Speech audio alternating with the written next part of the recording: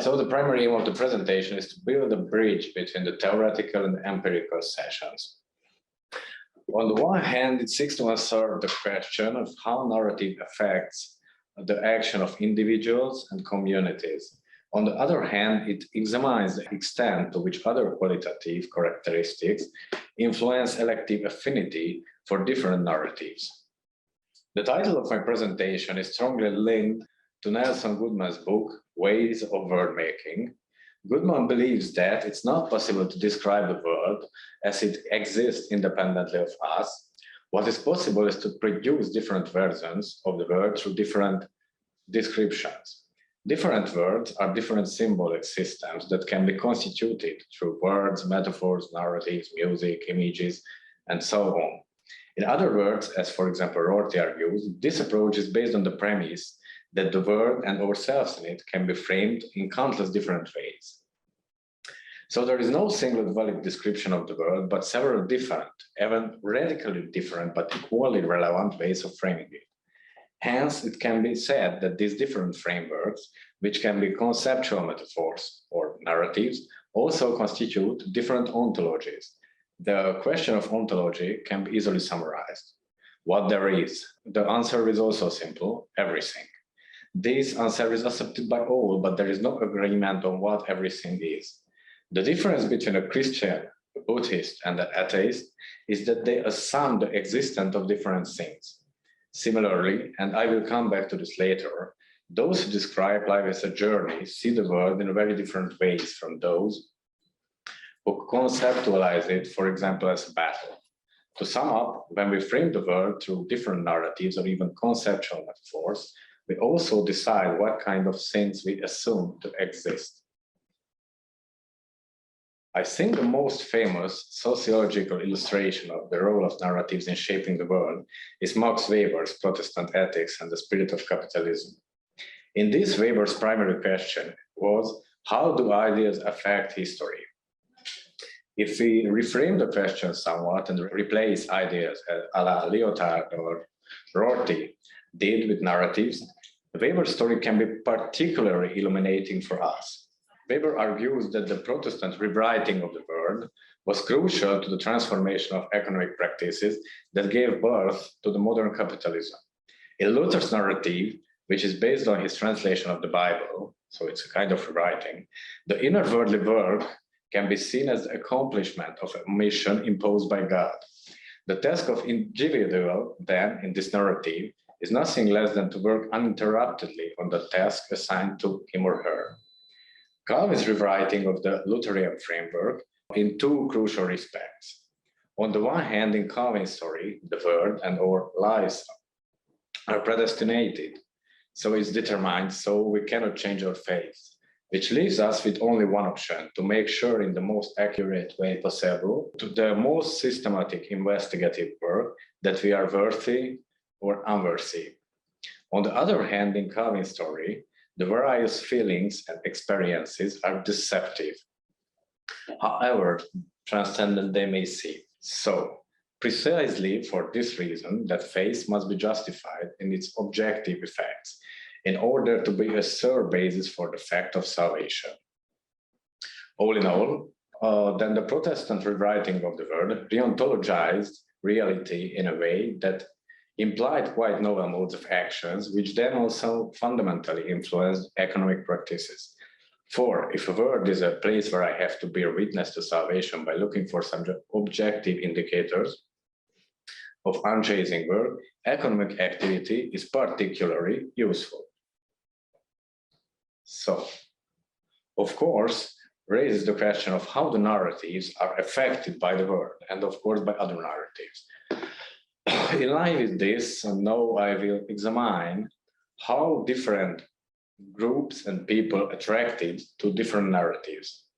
Weber has shown in his several different works that a kind of elective affinity, Wahlverwandtschaft in the original German text, can be assumed between the doctrine of certain religions and lifestyle circumstances and emotions. Although the concept of elective affinity appears in several times in Weber's work, it's not formally defined. Term itself is an old concept in chemistry and simply put describes the attraction and repulsion of different elements toward each other. In other words, the process by which elements with different qualitative properties create a new emergent compound. But Weber certainly borrowed the term from Goethe's novel, Elective Affinities, Die Wahlverwandtschaften, in which the term refers to the chemistry of the formation and dissolution of human relationships. In Weber's adaptation, it refers to a kind of socio-chemical relation or reaction. The best known example of this is the Aformento in Protestant ethics, in which Weber shows how different religious doctrines, religious narrative can have an impact on factors with different qualities, such as economic practice. However, as I mentioned earlier, Weber's approach based on elective affinities has also been applied to a wide variety of other phenomena, such as the interactions between different religious doctrines and their barriers, or the congruence between certain ideas and social groups.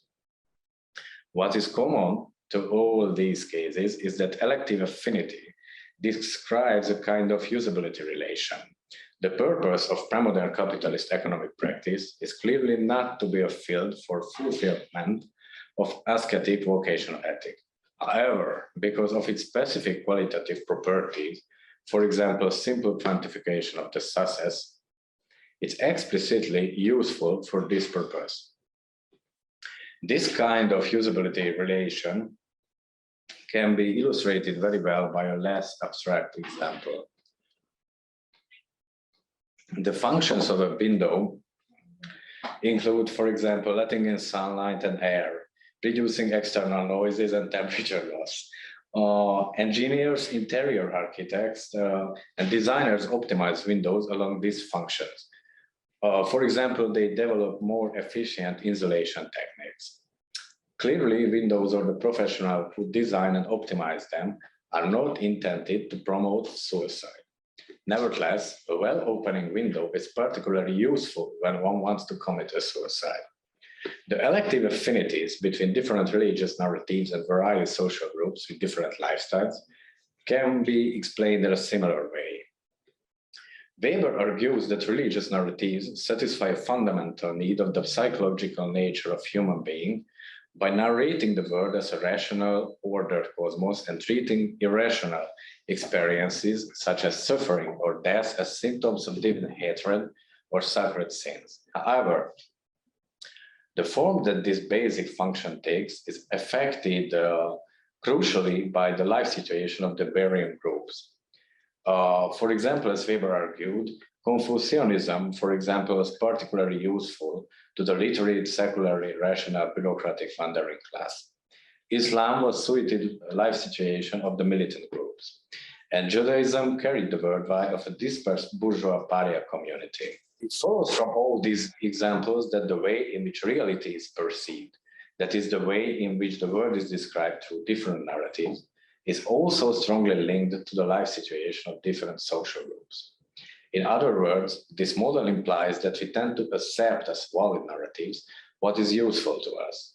The implication is that typically and in general, in an ideal typical form, different narratives can be used to frame the world for people in different life situations.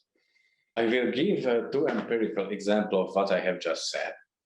First, I will illustrate how the life situation shows an elective affinity with different conceptual metaphors. In order to examine this, we first had to segment a given society, in our case, the Hungarian society, according to different criteria. To do this, I carried out cluster analysis, which resulted in 5 distinct groups. Here you can see the main characteristics of the groups.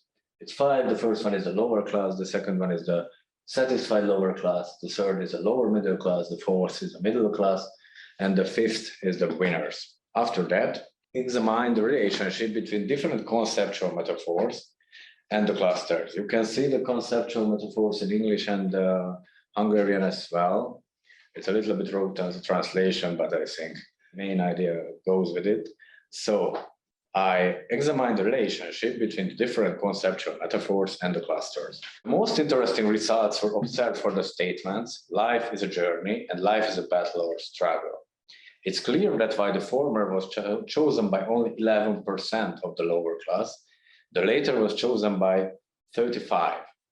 And if you look at the other end of the social hierarchy, the winners, then we see the opposite trend. So these results confirm that was said earlier. So the different life situation shows affinity with different conceptual metaphors. Of course, these different frameworks, as I mentioned earlier, constitute very different ontologies as well. While the one who sees life as a journey has experiences and adventures in his ontology, the one who sees it as a battle or struggle describes life as full of threats, enemies, villains, and obstacles to overcome. After that, so after the illustration of the congruence between life situation and conceptual metaphors, let us now look at the affinities that can be observed between different narratives.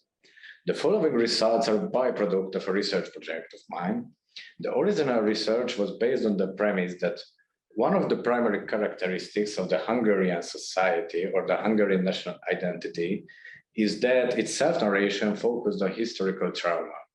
This can be grasped in a defining literature works, national anthem, the national song, in the national holidays, the revolution, which are related to the revolutions, or in the school events that symbolically reenact them year after year. In line with this, the research aimed to investigate how different variables correlate with this trauma-focused self-description of the Hungarian society. Explicitly, we analyzed the relationship with sympathy for authoritarian personal traits, sense of regional betweenness, the belonging over feeling, political preferences, life satisfaction, and sense of agency. The preliminary hypothesis was that trauma-focused narratives would be positively correlated with these first three variables and negatively with the later two. So those who identify more with the trauma-focused national narratives report lower level of agency and satisfaction. But the results were the opposite of what we expected. In other words, there is a moderate strong correlation between commitment to trauma-focused national narratives and sense of agency. We then looked at how this correlation varies when we examine the relationship between the two variables by political preference. The results show that while there is no correlation for those who identify themselves as left-wing, there is a significant degree of association for those who identify themselves as right-wing. All this suggests that the narrative of the governing party reframes collective trauma in a way that can enhance the sense of agency. As we have previously with Joseph argued, a dominant narrative of political discourse in Hungary is built on that history has chosen the Hungarians, and especially the leader, not only to save his people from the evil, but also to show the way to the world as a patron. So this narrative rewrites the national story built on collective trauma in a way that casts the agents as kind of heroic actors. The holy war against, for example, Brussels is a kind of ontological remedy for those who shows an affinity for this narrative. Summing up, narratives are fundamental in determining our relationship to the world and in turn our actual and potential actions. Nevertheless, the narrative frames we accept as valid, in other words, narratives which we show elective affinity, orient to a significant extent how useful each narrative is in our particular life situation. The primary implication of this neo-Weberian approach, which inspired also by Nelson Goodman and the American pragmatist tradition, is that it captures social phenomena through relations of usefulness rather than through a distinction between true and false consciousness. That's all. Thank you for your attention.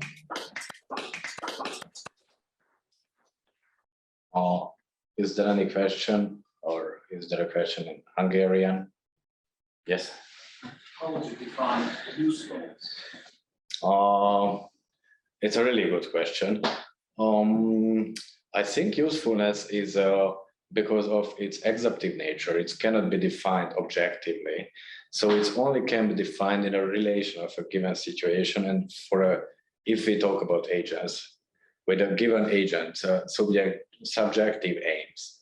So, for example, the window is pretty useful for someone who wants to commit suicide, but a window can be also really useful for somebody who wants to sleep good at night. But this usefulness is very different qualitative properties. So I think usefulness opposed to utility is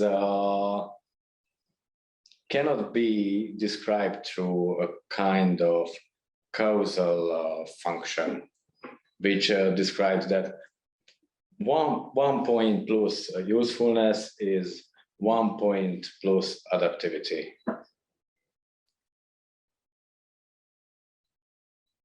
Is it possible to link this category with the types of action in Weber?